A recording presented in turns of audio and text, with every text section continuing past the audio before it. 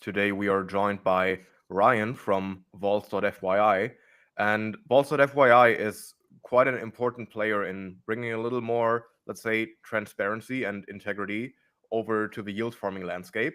I think everybody active in DeFi has had quite a few rather tough weeks ever since October 10th with the blow up of Stream Protocol and the consequential contagion that spilled over to a couple of curators, to a couple of lending markets.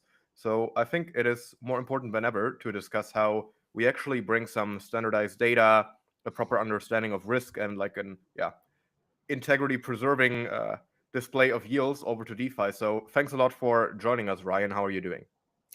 I'm doing great. Today's my last day here in Buenos Aires. So been out here for DevConnect and some stuff beforehand, but yeah, doing well.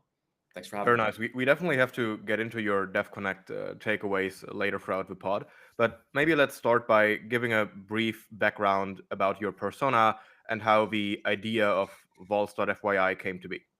Sure. Yeah, so my name's Ryan, co-founder CEO of Vaults.fyi. We actually started the company about 2.5 years ago doing something slightly different. We originally began kind of doing work for different DAOs, governance type stuff, and my background, my co-founder's background, most of our team's background comes from working at different DeFi protocols. So that's certainly what we're excited about and interested in. And within a few months of starting the company, we were trying to do this really simple thing, just build get some analytics to see if there was any benefit to sort of constantly rebalancing between Aave and Compound, specifically on different chains. This is 2023, so DeFi landscape was a little bit more limited at the time. And the So you initial were sort problem, of the oh yeah, OG lending aggregator in some sense, kind of what a lot of well, the Morpho and Gauntlet vaults are doing now. no, so the longer backstory is we were thinking about doing something in that space maybe, and I actually stumbled across the fact that getting high quality, accurate on-chain data that would actually correspond to what a user earns was very difficult. And so the original version of Vaults.fyi set out to offer users more accurate on-chain APY data. And the way that we went about that was not relying on any external APIs to source that data. So if you look at an APY on Vaults.fyi today, what actually separates us from a lot of other dashboards and things like that is that we fetch all of the data ourselves. So the way that we compute APYs is simplistically just taking the share price of every product that we integrate. Today, that's thousands of vaults and yield-bearing stablecoins and pools, fetching the hourly share price and then computing the change over time. So whether that's for the 1 hour average APY, the 1 day, 7 day, 30-day average APY. And so I always like to say, I think that we have the most accurate representation of APYs for all of the things that we integrate. And that's how we began. Since we've expanded, we do a lot more today, but that was really kind of the initial insight. Funny enough, a friend of mine who was one of the very few people in my like personal friend circle who was also into DeFi farming, I think it was in late 2022, he pitched me a very similar idea because back then, I mean, throughout 2021 and leading up to the Luna collapse, you still had a very, let's say, Ponzi-esque and very degenerate touch to DeFi. I mean, not that this has disappeared completely, but it definitely was another level back then. So you had a bunch of these triple digits, sometimes even 4 or 5 digit APYs being displayed. And it was very abstract to understand what actually went into this and what the bottom line APR was. When I think in was 2023, 2024, you had all of these automated LP positions coming on. I think it was on Trader Joe and like some of these LP management tools where you were able to constantly rebalance in UniV3 and concentrated liquidity pools. So you were able to display an absurdly high yield on your front end, but basically you were net negative because in most cases impermanent loss ate away more of your principal capital than the yields could compensate for. So I still think that even now there's a long, long way to go in bringing transparency to yields. It's it has changed a little bit over the last months. I would say it is now less the kind of obfuscation of the APR itself, but it is more, okay, what is the APR being paid out in? Is it a reward token? Are there any lockups attached? Um, if you are sometimes speculating on a points program, or a points program is part of the advertised yield, like, is that excluded from the front end display? Is that included in like a valuation estimate? So I think there are still more than enough pitfalls to fall into. And I do think that Vaults.fyi is greatly contributing to making this space a little more transparent. So maybe, do we want to walk through the application, or do you want to start by explaining a bit how you guys are sourcing the data, how you're processing it, and how the numbers displayed kind of come to be? Yeah, sure. I can take the. I could do both of those, but I guess one. Thanks for the nice words about Vault.fyi. One of the challenges that I think is something we don't really have excellent coverage on today are things like points, because they are not. You can't verify in most cases what that will actually convert to in an APY from on-chain data. So like today, we don't integrate products, for example, that only have points APY, just because that is very flimsy, right? It's not actually an APY that someone is guaranteed to earn in any way. AMMs and things with impermanent loss in that way are something we will eventually integrate. We kind of don't have those today. We've been very focused on what I would call like single asset, or kind of like simple earn. So lending, yield aggregators, yield bearing stable coins, really anything in that bucket. And the reality is, and staking, liquid staking, the reality is that does make up the majority of DeFi TVL. And that's how most people interact with DeFi too. I do have a few friends who I've kind of onboarded over the last year, and a lot of them do eventually find their way to Uniswap, and they look at the pools with the 200% APY or whatever it may be. And then we sort of have to, I mean, I at least have to kind of explain to them, yes, it does say 200%, but you're competing against very sophisticated participants here. There's a chance that if you're not fast enough to move your position around, you could wind up with the pair asset that you don't necessarily want. And so, yeah, DeFi is still extremely complex, especially as you start getting into these things where you can earn 50% plus, 100% plus, but there's just a lot of active management and corresponding risk that comes with those. Obviously, nothing is free in terms of risk. Hmm. What would you But say yeah, right now are kind of the biggest misconceptions about yields? Like, what are the variables that most people neglect if they see a vault or see a pool advertising very high APRs, and when the actual payout is going to be significantly below that? I'd say it probably has to do with one of two things, specific to the point of if they see a high APY and that's not corresponding to what they'll actually earn. I'd say the most common case is points. I think there are a lot of games you can play with points to, maybe the fine print says this is 100% APY, assuming a $5 billion day one valuation. And, in many cases, that's not going to be the case. So points are probably the number one thing where you can, I don't even want to say mislead, but really, really get people's hopes up of what they could possibly earn. The second bucket is probably an over reliance on current APY. So if you go to a lot of DeFi protocol front ends today, the APY that they will show you is the current APY, which often is reflective of the last block on Ethereum, Base, whatever network it is. Now, if you're borrowing, that may be very important.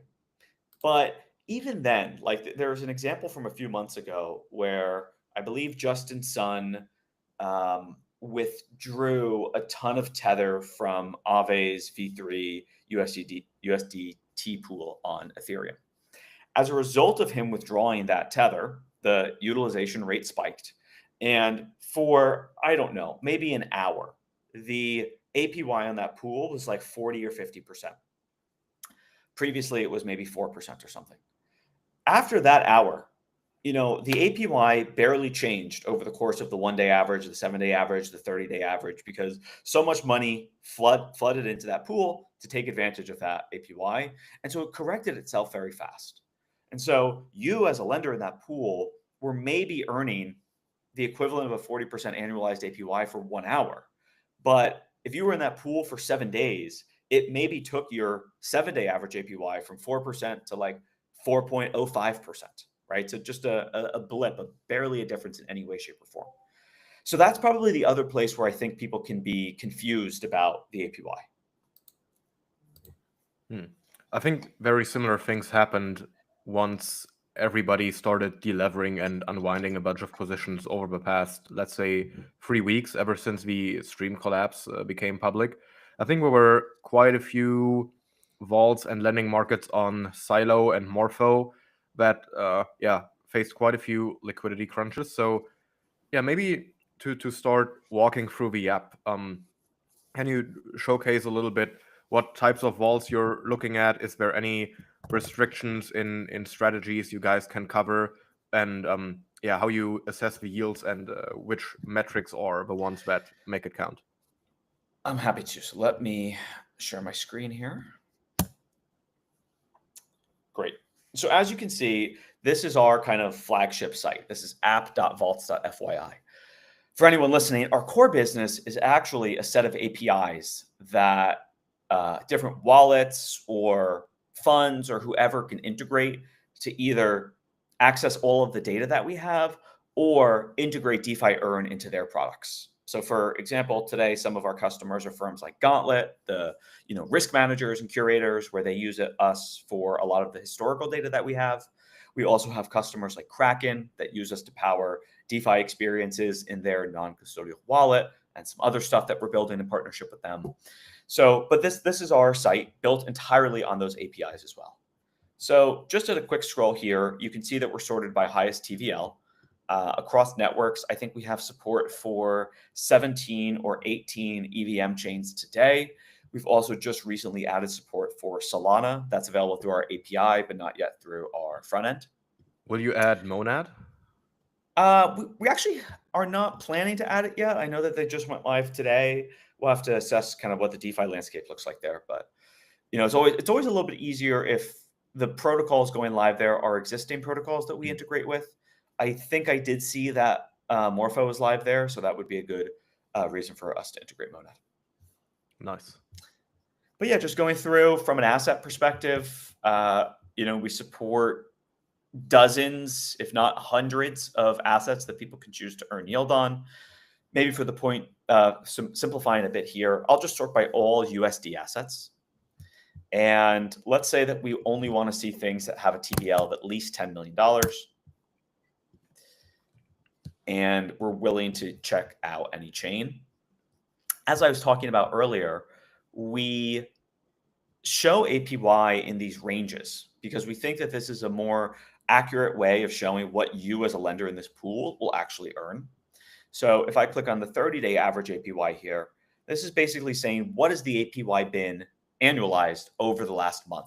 And this is probably the way to take a look at protocols that have the most sort of longevity to the APY. It's the most sticky. It's the most real. So now let's sort by highest APY.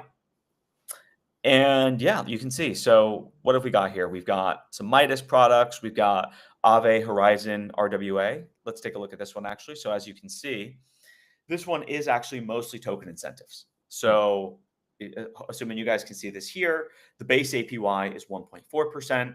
Token APY is about 12%. If I come up here to settings, I can actually turn off these token rewards as well. But for the purpose of here, I'll leave those on because I'm happy with token incentives in many cases. And yeah, what's a good one to click on? Let's go with this Aave Horizon Vault.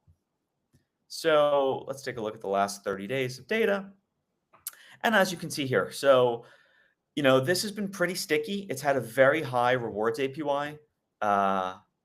Basically since it launched, so back through September, token rewards on this have been almost 10%. You can see that the rewards token is actually just more of Aave Horizon RWA RLUSD, bit of a mouthful to say. But yeah, we break all of this out, fetching all of this data directly from on-chain. And sometimes with rewards contracts that will come from Merkle, if you're familiar with that tool for sort of rewards distribution. So we do have to integrate that as sort of the one external API that we use. And then, yeah, we've got the full historical data. We've got some On the note description of of where the, rewards yeah, please. distributions, are you dependent on the data that Merkle provides, or are you able to also double check on the blockchain itself whether the rewards that are advertised are actually being paid out and in which time frame? That's a good question. Merkle is the one case where we do have to use an external API. So we don't have that same sort of Hmm. on-chain verification where we're just pulling data directly from RPC providers. I'm not aware of any particular issues we've run into as a result of that. And I'll actually show you on our dashboard tab kind of what else we do to integrate that. But just to kind of wrap this up real quick. So we've got some description of where the yield comes from, of course, a breakdown of what the rewards token actually is. We're working on some very early risk scoring stuff, and maybe we can come back to that as a longer topic of conversation. So I'll gloss over that, and then ownership distribution as well, so for holders. And then, yeah, so let me come back here actually, and let's just go to base and take a look at USDC opportunities here. Do the same thing, same kind of filters. And let's actually deposit into one of these pools. So as you can see from this little green dot here, I've already got some active positions in some of these protocols, but let's come around to Tokamak here. So as you can see, Tokamak's yield moves around a lot. We're able to chronicle that whole thing. And yep, you can see here a bunch of this detail. But yeah, let's go to Gauntlet actually. It's another good example.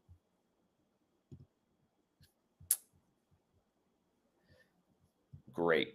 Now, as you can see, we actually take the stance on our front end of we don't charge any additional fees, nor do we add any sort of additional risk or smart contracts or wrappers in between the users and the protocols that they're interacting with. So I think you won't be able to see my Rabby wallet, but the simulation that's popping up here is exactly identical to what you would see if you went to Arrow's website directly, and the same is true of Morpho, Aave, all of those. Nice. So now I've actually made a deposit directly through our site. And then you can see everything that we do today around position tracking as well. So I'll take a breather there just to see if you have anything you want to jump in on. That's pretty cool. So the positions displayed on the dashboard that are only the vaults that are covered on vaults.fyi, right? It is not a separate portfolio analytics tool. Correct. So once we integrate a protocol, and today I think we have about 70 or 75 integrated, then users also have this level of position tracking. But for example, if there was a protocol that we didn't integrate, we're not going to have position tracking for that. If we move down the risk curve a bit into some of these gray box stable coins and gray box vaults that have been around at least until a few weeks ago, were these listed at all on vaults.fyi? And if they were listed, how would you verify the APY and the sources of the yield for these types of vaults? Yeah, so I mean, verifying the APY is somewhat programmatic on our side, right? We're just fetching the share price every hour and then automatically computing what that looks like. So even for, and just for the record, we did not integrate with Stream or Elixir or, yeah, really those two. So had we integrated them though, I think the APY that we would have shown would have probably been close. Like in each of those cases, they did have actual real APYs. Yeah. The challenge though was all of the underlying structure and sort of looping that was going on non-transparently between a bunch of these things. So when you're assessing the APY, are you basically looking at the total value of the entire vault adjusted for TVL and like inflows and outflows over time? Or is it the market price of whatever receipt token or liquid wrapper you receive when depositing into any given vault? Yeah, so we of course do have the TVL data as well. And, you know, it will depend a bit on the protocol, but at a very sort of oversimplified perspective, the two ways that a lot of protocols work are you have kind of the classic compound Aave model where yield or the LP shares basically increase linearly over time as borrow and interest is paid back to the pool. So we are able to just, all of the APY data though comes from the share price ultimately. So of course that sort of takes into account changes in TVL. But from the computations that we're doing, it's really just from the share price is giving you the accurate information.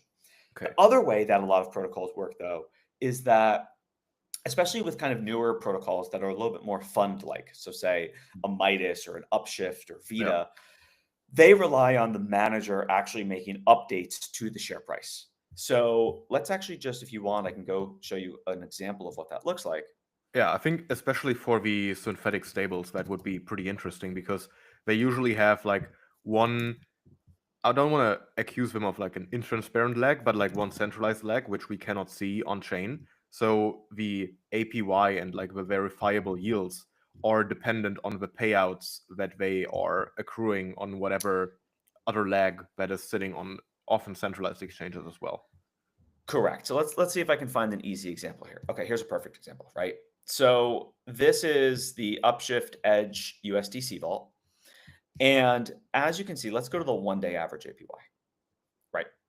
So obviously this looks crazy, but this is not actually an error, because what this is saying in a somewhat literal sense is that in this period just between here, let's start, so TVL picks up here. In this period between like September 27th and October 22nd, there wasn't updates made to the share price. And so if you were in this vault and you had deposited and withdrawn in that time frame where it's zero, you've actually earned nothing because the share price has not changed in that period of time. Now, you can see here, the manager makes this sort of enormous update. And so what this is literally saying is that if you had been here for this 24-hour period, this is actually the APY that you've earned. Now, if we look at the 30-day, you can see it smooths out a bit more to correspond into something like, okay, the 30-day in this is actually about 17% or so. So it can be a little bit tricky, but the way that these more managed vaults work, this is actually kind of the math that you have to understand when you're getting into one of these products. So these very discrete outlier events, especially connected to manual updates, that can obviously also skew the 30-day average of an APR by quite a bit, as we've seen Absolutely. in this particular vault. So is there any method to kind of adjust for volatility in the APR, or where you can showcase, well, this is actually a manually paid out or manually updated vault, so the averaged out APR might not be indicative of future returns or kind of normal returns? Yeah, so I think that things like the 30-day average APY do already give a good perspective into what that actually looks like as compared to, say, current APYs or some front ends, which may show something like a target APY, which is more just like a manager sort of indicating what they hope to earn. Um, but yeah, I think there is still a lot more we can do on this. And I think especially the events of the last month or so, we've just had a lot more requests for things around risk, for things around transparency, collateral backing. And so, even just making this distinction between linearly gaining vaults and sort of manager updated vaults is certainly something that we should probably do. Yeah, maybe just to transfer over to that block of topics, how has building vaults.fyi shaped your personal perspective on yields and like yields in contrast to the risks you're taking, and how has it shaped your thinking about risks in DeFi? Mm.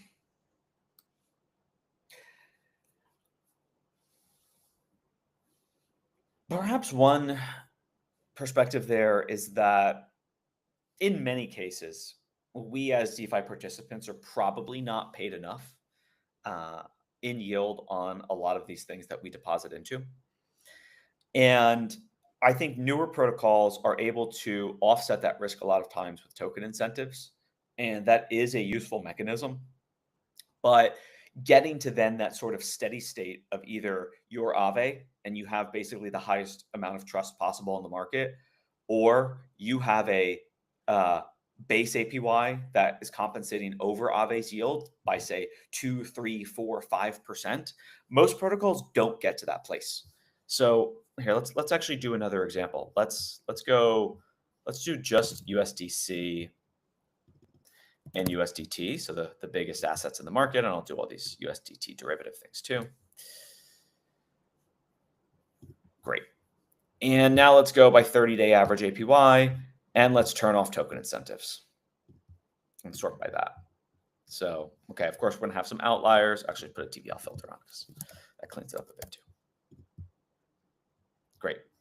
Yeah, so now as you can see, the things that are outperforming are some of these vaults that either have had some exposure to the stream Elixir type of stuff. So the APYs Yeah, I think are one of just, the before you put yeah. the TVL filter on, I recognized quite a few of these names who came up in the discussions on Twitter about having stream exposure. I don't know if this is the particular one by Varlamore, but I think that either this one or another one on Silo had stream exposure. And yeah, one of the, I think it was one by the MEV, the Frontier one. Yep. I recognize that. I'm not 100% sure, but some of these names do sound familiar. Yep. Yeah. So, I mean, a lot of these Euler, I forget the total number, but I think across, inclusive of Euler and Morpho, the total exposure worked out to about 250 million or something like that. Is that, I don't know if you remember the number yourself, but. Not exactly. I remember that Yields and More, they put out a post that was quite comprehensive about the different exposures. Yep. Yep. Yeah, but just kind of coming back to the initial item there. So, as you can see, I think like going through a lot of these, they are either these much more managed strategies. So like these Midas pools, for example, really what these are doing are, a manager is sort of loosely outlining a strategy, but you're really giving a lot of discretion to them to sort of execute on something and deliver an APY against that. So you're seeing a lot more of these get popular. Of course, yield aggregators like Yo. And then as we come over here to say like some of these Steakhouse vaults and stuff, some of these Gauntlet vaults, the higher performing vaults on Morpho, I would say these base APYs do outperform like what I would expect to get from an Aave in a kind of proper risk adjusted manner. So there are some products that I think are doing a good job here. So over the past months, we've seen a bunch of cross collateralization coming up to frame it that way. It's not necessarily an under collateralization. So I think the people, especially on CT, who drew parallels to the Terra Luna era, I think that's an improper comparison. But we do see a lot of vaults depositing into other vaults. So it's very hard from a user's perspective, if you're just glancing over dozens of different yield opportunities, to always stay on track what these funds and vaults actually have exposure to. Many of them are kind of backing another. So in terms of risk metrics, is there any standardized scoring system you have been able to come up with, or if you're in the process of developing one, how are you thinking about risks, and like what are the variables that actually matter? Because I think that it is very easy to like come up with some vibe-based risk metrics. I also know that from conversations with other people who are very active in DeFi. It's like, oh yeah, I met the team once and they seem smart, so it must be low risk, or I don't like their website, so it must be high risk, or like their name sounds silly, so it must be like the there is no quantitative and no reputable and no standardized way of assessing risk right now in DeFi. And I think that is a huge variable and a huge problem to solve for. So would be very curious to hear your thoughts on that. Yeah, so I basically agree with what you've just said. I think there is no silver bullet. And if there was, I think someone would have done it a long time ago. We released I call it a V1, maybe a V0 of something thinking about risk. But we really approach it as like a Lindy score or kind of a reputation score, where the biggest inputs were TVL over time in the vault, in the pool, things like that. And so when you use a framework like that, as we did, the things that wind up being the highest kind of risk adjusted are Lido, Staked ETH, Aave's biggest pools on mainnet. And that makes sense, right? Like those are products where, like in my mind, if Lido got hacked, we'd probably, I don't know, freeze and roll back the chain or something, right? It would be so existential to Ethereum that, it is sort of enshrined and very safe in that respect. I'd say Aave's biggest pools on Ethereum, again, vibes based, it sort of sanity checks out for me. I think where things now get very tough is we support 75 protocols today. whenever a new Euler or Morpho vault gets deployed, generally speaking, we start indexing it once it crosses 100K in TVL. And so there is now another level of risk to a lot of these curated and managed vaults that it's almost impossible for any one provider to think about integrating all of that. I also think there's a second piece, which is that I don't know that risk scoring in crypto is historically a good business.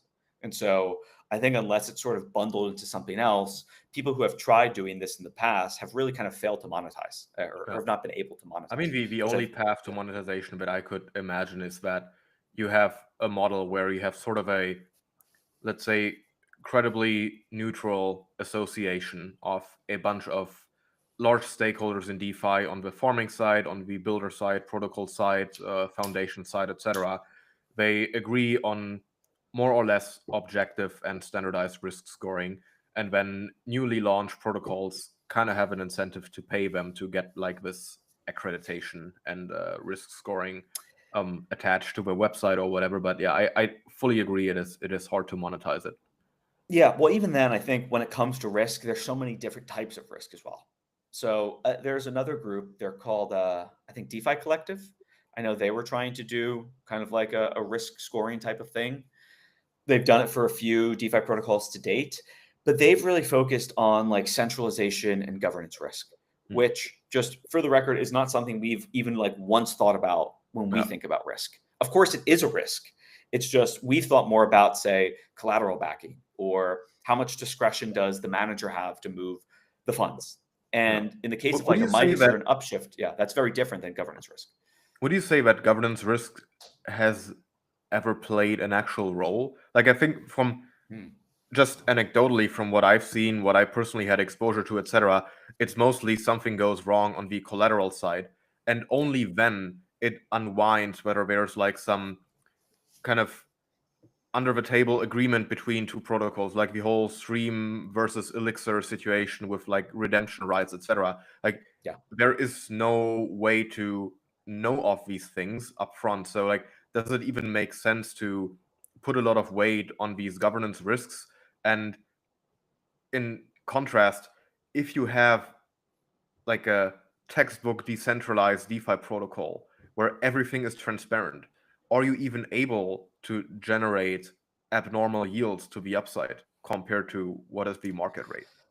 Right. I agree. So I think that is the different thing. We didn't even talk about, for example, smart contract risks and auditor risks. And, so there's so many elements to thinking about this stuff. And I think the reality is, I don't know, let's think of one of the recent examples, like Compound, I think, was such a tricky example recently where they had some bad debt as a result of accepting Elixir or DEUSD as a collateral asset, if I'm getting that correct. I don't know, like for me, I don't know that that's something like that's so complex to have even caught in the first place, like proactively. I think Compound is, for previously, at least for most people, would have been closer to the Aave tier of like, of course, Compound's never going to have bad debt. So yeah, there's just a lot of these, and I think or sort of untangling that web on the collateral backing and risk side is its own thing. We are talking to a few other like big DeFi companies and risk providers today about some consortium type thing, but I think the reality is that we'll wind up piecing together risk analysis from a bunch of different places. Like, for example, just doing risk monitoring on Morpho and Euler collateral markets is probably a full-time job. And then doing that for, say, Midas, Upshift, these vaults that are more like managed fund strategies is also a completely different thing that you'll be looking at. So there's not a lot of overlap even in looking at like Euler underlying backing and, say, Midas underlying backing. They're just so fundamentally different. Yeah.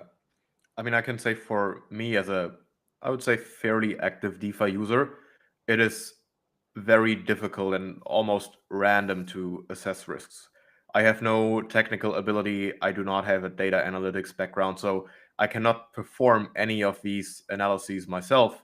Pretty much the only thing I can rely on is like these vibe-based metrics, whether like friends of mine are in there, whether I know the team, etc.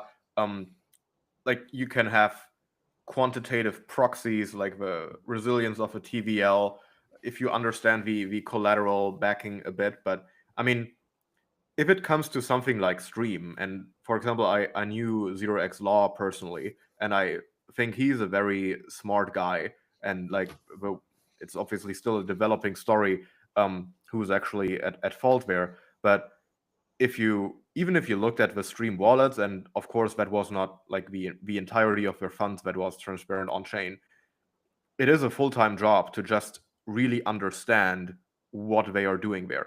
If you're looking at basic and popular tools, like which are good, like dbank, you can see kind of what they're doing, but you still have to interpret occasionally what the actual strategy behind this is. Like, it is not always that obvious. Like, it starts with all the looping, cross collateralization. Like, it is very hard to Right. kind of display a causal chain that gives you insights into the flow of funds of any different wallets. Like the complexity and kind of a money Lego aspects of different strategies and wallet transactions. It is very hard to kind of stay on track with that. And now if you have a dozen wallets that you're following, it basically turns it into a full-time job for you. Correct. And I think also anyone who's kind of in that market of risk, it's just, I don't know, you could say, okay, this is a risky strategy where they've taken funds, they've looped it 3 times, it's across 3 different networks, they're borrowing on one chain to deposit on another chain. I don't know how to sort of package that into an easy thing other than just saying like, hey, this is risky. I mean, that's kind of what it comes down to. But yeah, I mean, the way that we're thinking about this is we want to integrate what other people are doing. So, for example, Redstone just acquired a company, Credora, that used to do asset ratings. We've integrated their stuff when they were a standalone company, Credora. As Redstone sort of makes more of that risk scoring stuff available, we're going to integrate that as well. So as people, release new frameworks, please get in touch with us. We're always happy to, try and get closer to figuring out what a risk adjusted yield actually is. When you're adding new protocols and new vaults, are you trying to reach out to the vault curators and get a better understanding also on a qualitative level of what they are doing and kind of derive a risk assessment there? Or are you kind of limited by quantitative data that you can actually find on chain?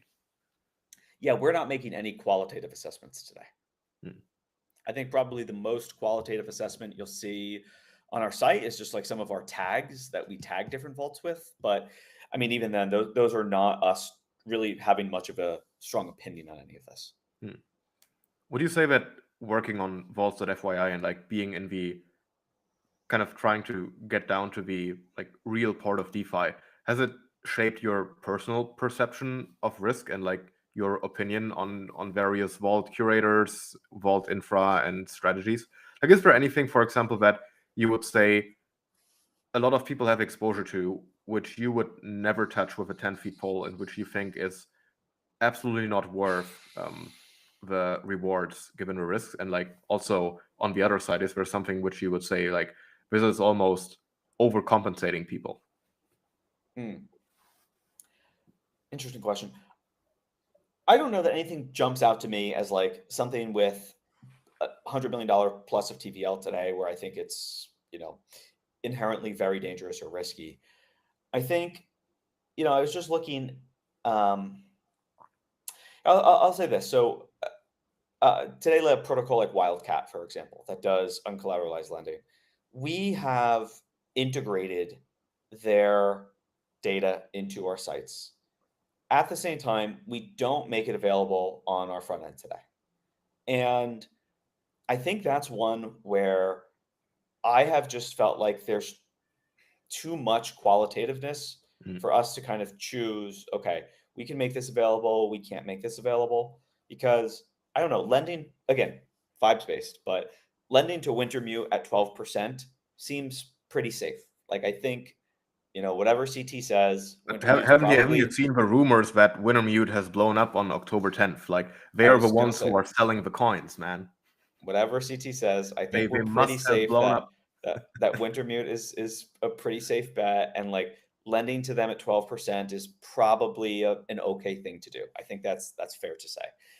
But at the same time, I'm just basing that on my vibes. Like, Yeah. I've met the Wintermute team before. I think they're trustworthy.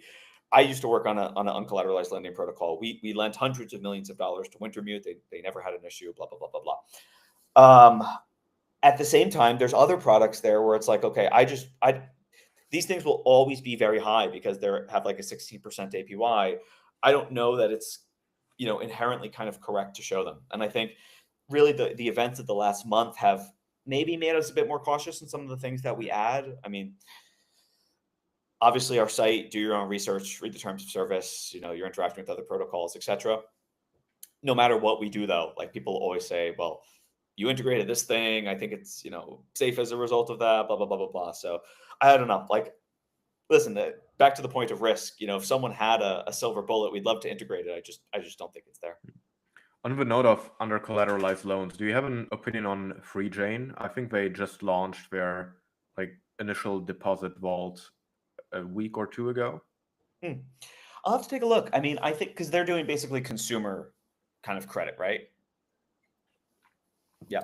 I mean, I think that's just like the toughest market on earth. Yeah. So I've chatted with their founder before. I mean, I wish them all the best. I just think that's such a challenging piece of the market. There's also another very popular app on World. It's just called Credit. I think their URL might be like credit.cash or something. They are also doing sort of uncollateralized microloans with maybe like some social proof element to it. I think they've had a pretty good repayment rate so far, but still, like the default rate obviously is not zero, and you just have to be able to charge people high enough so that those defaults are offset in the grand scheme. But very, very challenging piece of the market to underwrite for sure. How do you view the risks of Cap.money? I think that's an interesting one because the risk reward changes a lot depending on which stakeholder you're looking at. I mean, the CUSD holders are doing pretty well because as of now, it is still like not at a scale that would be existential to the entire restaking system, or like it would be actually under collateralized. I think the people who are borrowing are also doing pretty well, but like the entire pool of these, I think it's 15 or 17 billion of restake capital, which is still kind of just like sitting there. It is one of the weirdest capital allocation dynamics in DeFi. Back a year and a half ago, it was the hot thing. Everybody like formed all of these restaking protocols, me included. But still such a huge amount of capital. And I mean, 17 billion, it's not nothing for DeFi standards. That's quite a big chunk. It's still sitting there. And nobody really cares about the bottom line yields. And yeah, you can obviously tap into that, and it's a huge pool of capital. So like as a protocol, you have a strong incentive to use it to overcome initial liquidity constraints. So do you have any opinion on that particular project? I don't have a super strong opinion. I think that the sort of, I forget the precise term they use, but the allocator type of model is interesting. I recall that a lot of their, in some of their early announcements, they mentioned some of the people that I think would be sort of managing those funds. I think today, like obviously they're still in a bootstrapping phase, so it's been a lot of smaller managers. I think that, I think I could take a look at their transparency page, right? But like I think Susquehanna is maybe one of their investors. I would love to put money in something that like where Susquehanna is managing the funds. And I actually think that kind of gets to a broader DeFi type of thing in the curator market today, which is that everyone curating pools today is DeFi native, right? The Mevs, RE7s, Stakehouses, Gauntlets of the world. And I'm very curious to see if we get more traditional type of managers or credit funds or whoever coming on and actually starting to allocate capital on some of these protocols like Morpho and Euler or Cap or Silo or wherever. And I'm curious then how that sort of changes the landscape of what type of APYs people are willing to accept. So that's actually one of the broader trends I'm interested in. Maybe Cap will be one of the first places that some of these people do sort of accept those funds essentially. But yeah, we're certainly in a very transformative time in DeFi. Yeah, I think that Cap is definitely one of the interesting players out there. We also had Dave, DeFi Dave, on the pod throughout summer. I think Free Jane is another one, which I personally really like. It's like, of course, there's no like precedent case of it really working well, but I think if they are able to unlock individual credit lines, may it be for consumption or whatever else, I mean, that would make DeFi so much more accessible and actually so much more useful for normal people. Because as of right now, 99% of what DeFi is just a bunch of autistic men between their 20s and 40s playing around with like more or less Ponzi-esque games and like kind of forming each other. But the connection and the utility of DeFi into the real world is still quite limited. And I think making under collateralized loans and yeah, just capital efficiency, also the whole neo-banking trend with the EtherFi cash card with what Mantle is doing, I think that is a very healthy development. And like we're actually getting to a stage where we can make a case for what we are doing as an industry provide some utility to everyday life. I hope so. I hope so. Well, we'll see. I would recommend checking out the credit app on World. I think that they're actually pretty far along in sort of these micro loans for more. I think Argentina is their main market today, but Is they've that connected done. to WorldCoin or where is it on? Yeah, so it lives on World Network today. Nice. Do you Yeah, have to but scan your eyeballs to use that, or can you use it without? to use credit, I believe you have to do proof of humanness. Yeah, Okay. So you scanned your eyeballs. I have. Yes. Nice. Yeah. Maybe to pivot to your takeaways from Buenos Aires. I've seen there was a Vaults summit going on and like a bunch of like curation and DeFi centric side events, which personally I very much appreciate. I still remember DEF CON from 3 years ago in Bogota, where you had like Yearn Finance and like all the DeFi things that were relevant back then in the Ethereum ecosystem, but it was still very techy, very developer focused. And for like the economics and finance people who are more native to DeFi, it was kind of a, a limited surface area of side events that were interesting. So, what were your takeaways? How was the sentiment, and how is everybody looking at the Vault ecosystem right now? I would say that DeFi Earn generally was like the topic. I mean, maybe it was just the rooms that I was in. It probably was the rooms that I was in, but across the board, I think that was what everyone was thinking about, and everyone is trying to figure out either how they can integrate DeFi Earn, whether Aave, Morpho, Euler, Compound, whatever, into their products in some way, shape, or form, or they're thinking about how to sort of capitalize on what's going on in and around that market.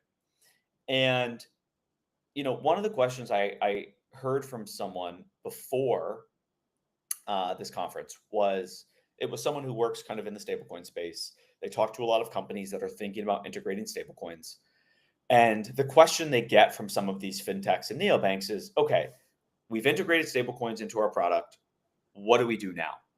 And I think everyone is sort of coalescing around like DeFi earning on stablecoins is the next thing. And so, yeah, I'd say that was like a universal topic over the course of the week.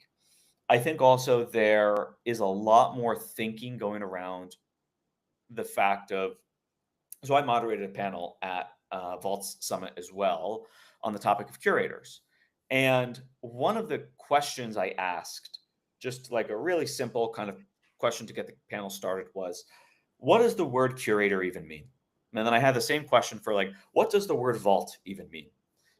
When we named our product vaults.fyi, it was just like a nerdy little head nod to the 4626 tokenized, vault standard. I think vaults, though, have taken on a life of their own to mean this kind of catch-all term that can mean almost anything, but as a result, kind of means nothing. And the same is kind of true, I think, or is becoming true for the term curator as well. Because there's some curators that act much more like, hey, we're picking a few conservative markets to deliver an APY a few points above the risk-free rate. And then there's people who treat vaults and their role as a curator more as like a very discretionary, risky hedge fund manager. So both of those terms, I think, have gotten a bit bastardized. And, definitionally is something I think a lot of people are thinking about, how to add more precision to what these things actually mean. Hmm. So, what is a curator? That's a great question. I think the original longer form that's just been shortened to curator was really a risk curator, right? It's if you think about the role that a gauntlet used to play at Aave, and I guess still plays at Compound today, they're the risk manager at these places where they're analyzing different collateral types. They're looking at the liquidity if they have to liquidate assets, right? There, it's really a risk first type of mindset. With curators, I do think folks like Gauntlet, just as a simple example, have been quite risk minded still in terms of, we're doing these deep analyses, and Stakehouse does the same thing. They publish these very long reports on everything that they accept as collateral, right? It's a very risk first mindset. I think though a lot of other curators have treated it maybe as more of like a, I don't know, like degen maximization upside in terms of like, let's, try to offer the highest APY possible on a lot of these things. So yeah, I don't know. The term, it kind of means many things at this point. Well, I think the incentives are that way, that you have to optimize as a curator and as a vault one for TVL.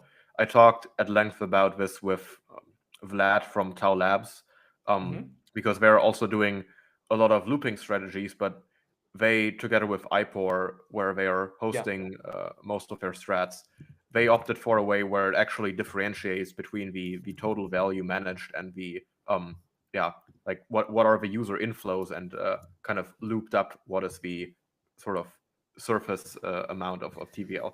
And I think that's a very, very good step. And yeah, I mean, of course, you are competing still over a rather limited pool of DeFi native capital.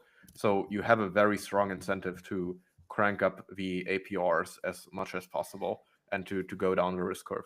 I mean, frankly, if you are a lending aggregator and you're sitting at 4%, 5%, 6%, why would anybody with size allocate into that?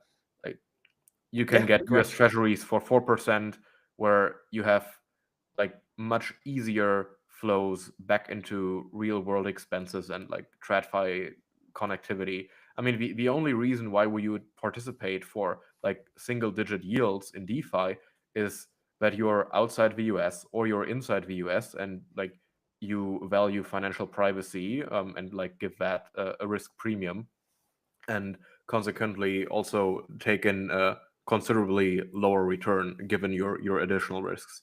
But for the like normie user, and I mean, most of the capital is allocated by very conservative money managers, and a lot of this capital is related to retirement funds, pension funds, etc. So they have to optimize for lower risks. I still think that there's a long way to go before DeFi can match that and appeal to them. Yeah, absolutely. Yeah, and we actually we don't have it available for transactions yet, but we do have IPOR as well. And as you can see, a lot of these vaults that were doing looping or looping type strategies, like this levered SUSDF one, I mean, these actually have just been negative. And I think that is something that, at least with DeFi of maybe like the DeFi that I grew up on, the idea of a negative yield on a DeFi vault was kind of like, I mean, how does that happen unless something gets hacked? But now as you do have these levered looping strategies, these strategies can get broken, and you can actually lose funds in some of these. Yeah. What I find a really interesting metric is that you're displaying the number of holders on your site.